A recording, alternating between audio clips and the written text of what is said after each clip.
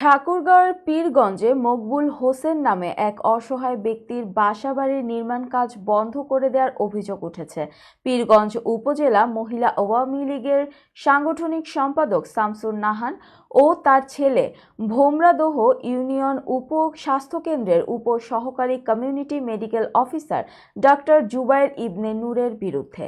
ঠাকুরগাঁও প্রতিনিধি মাহিম হাসান জীবনের রিপোর্ট। সকালে পীরগঞ্জ উপজেলার সিঙ্গারুল গ্রামে এই ঘটনাটি ঘটেছে। এ বিষয়ে পীরগঞ্জ থানায় অভিযোগ দায়ের করেছেন সিঙ্গারুল গ্রামের ভুক্তভোগী মকবুল হোসেন নামে সেই অসহায় ব্যক্তি।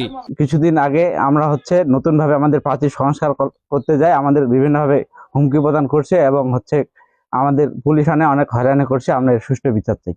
মহিলা আওয়ামী লীগের সাংগঠনিক সম্পাদক এবং সেই পাওয়ার দেখায় দীর্ঘ 15 বছর ধরে আমাদের সাথে এরকম অত্যাচার করতেছে। আমি এখন এটা সুষ্ঠু বিচার চাই।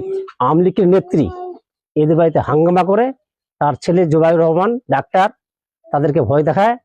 অভিযোগ সূত্রে ও মকবুল হোসেন জানান, রবিবার সকালে পীরগঞ্জ উপজেলার সিঙ্গারুল গ্রামে নিজ বাসা বাড়িতে রাজমিস্ত্রি দিয়ে ঘর নির্মাণ কাজ করছিলেন মকবুল হোসেন। আমার মা আওয়ামী করে ওটা তো বিষয় আলাদা, কিন্তু আপনার সাথে কথা হলো আপনার একটা জমি আছে, জমিতে আপনার মামলা চলমান প্রক্রিয়া আছে।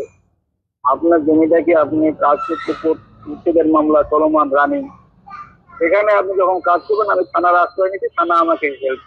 এই সময় পাশের বাড়ির প্রতিবেশী উপজেলা আওয়ামী লীগের প্রভাবশালী নেত্রী শামসুন নাহার ও তার ছেলে ডাক্তার জুবায়ের ইবনে নূর তাদের হুমকি ধামকি দিতে থাকেন।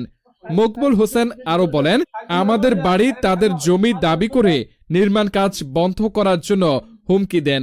নির্মাণ কাজ বন্ধ না করলে আমাদের বিরুদ্ধে আইনি পদক্ষেপ নিয়ে জেল হাজতে পাঠানো সহ আমাদের প্রাণনাশের হুমকি দেন। এক পর্যায়ে পুলিশ দিয়ে নির্মাণ কাজ বন্ধের চেষ্টাও করেন তারা। আমরা তাদের বিচার চাই।